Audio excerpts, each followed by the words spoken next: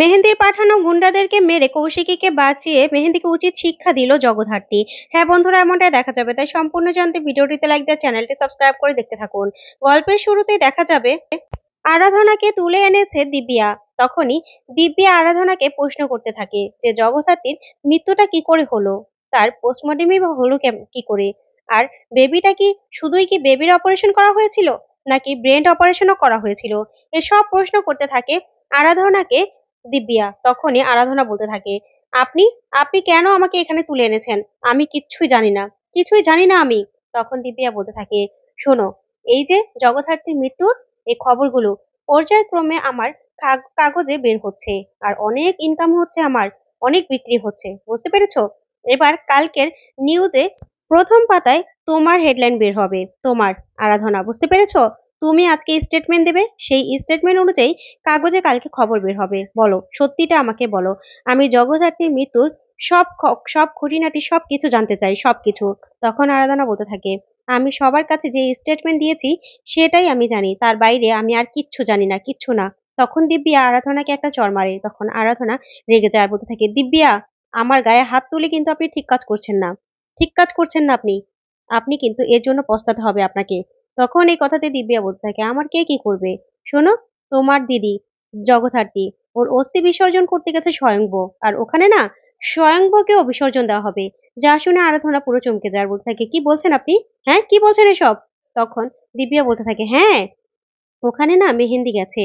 আর কে বাঁচাবে? কে বাঁচাবে তোমাকে? কৌশিকী মুখার্জি। ওনারও না পা থেকে জমিন ছিনিয়ে নেওয়া হচ্ছে। পা থেকে মাটি সরে যাবে ওনার।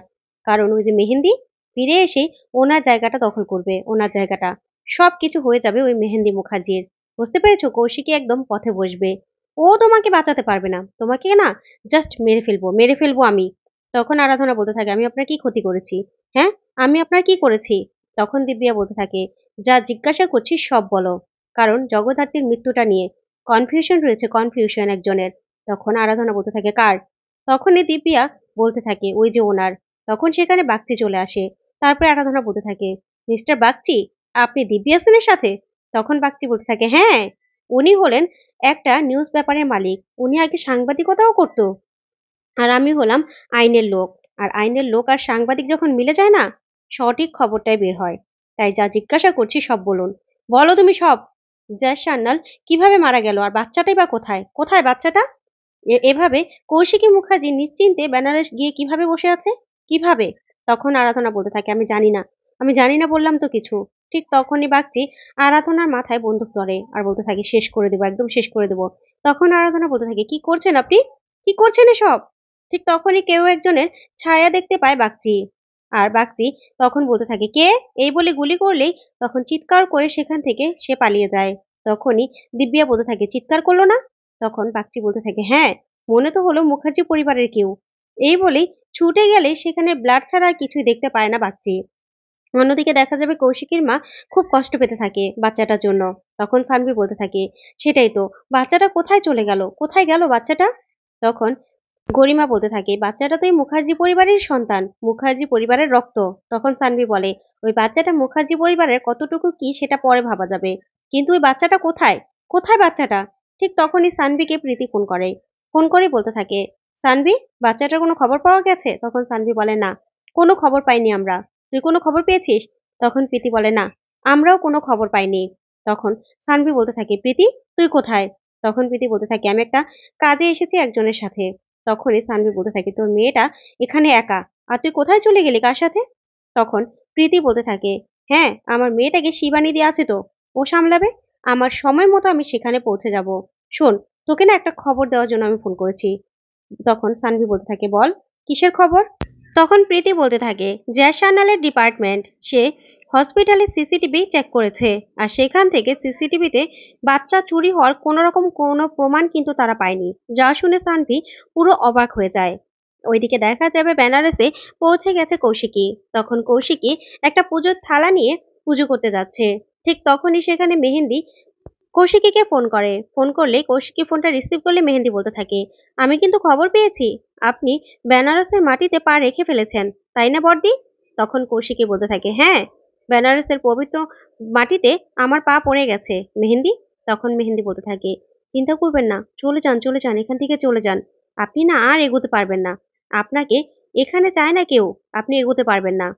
আপনার পায়ে পায়ে বিপদ। তখন এই কথাতে কৌশিকী বলতে থাকে, শোনো মেহেন্দি, তুমি না তোমার চিন্তা করো, বুঝতে পেরেছো? তোমারও না আশেপাশে অনেক বিপদ। তোমার মতো পাপী মানুষ কখনো কিন্তু ভালো হবে না। তাই তোমার চিন্তা তুমি করো। আমার চিন্তা তোমাকে করতে হবে না। ঠিক তখনই এই কথা বলে ফোনটা রাখলেই কৌশিকী এক পা দুপা করে হাঁটতে থাকে। ঠিক তখনই গুন্ডারা পিছন থেকে কৌশিকীকে আঘাত করার চেষ্টা করে।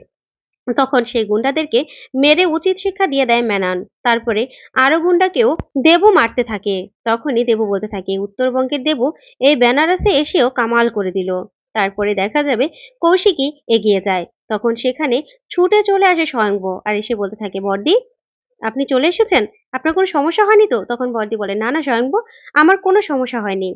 আমার কোনো বিপদও হয়নি।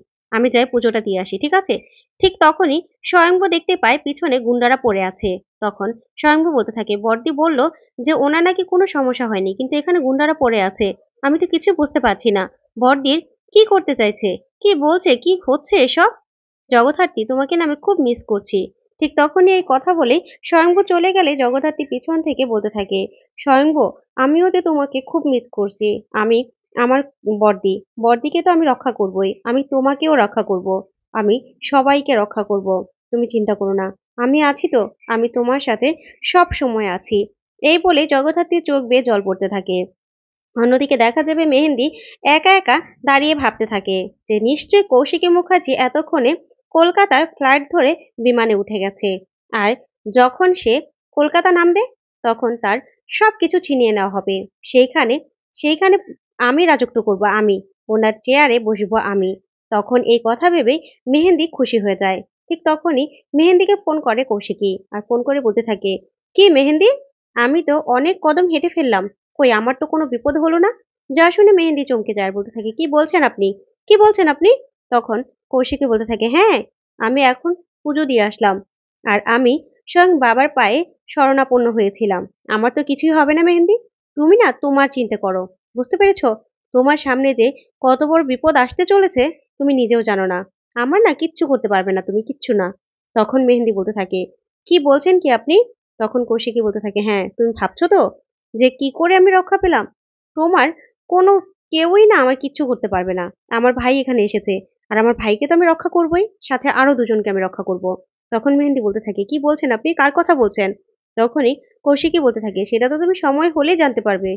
তোমার সামনে খুব শীঘ্রই এমন কিছু আসতে চলেছে যেটা দেখলে তোমার পায়ের নিচে জমিন চলে যাবে। যা শুনে মেহেন্দি পুরো ভয় পেয়ে যায়। তারপরে কৌশিকী বলতে থাকে, সাবধানে থেকো, সাবধানে। এই বলে ফোনটা রেখে দিলেই তখন মেহেন্দি চিৎকার করে উৎসবকে ডাকতে থাকে।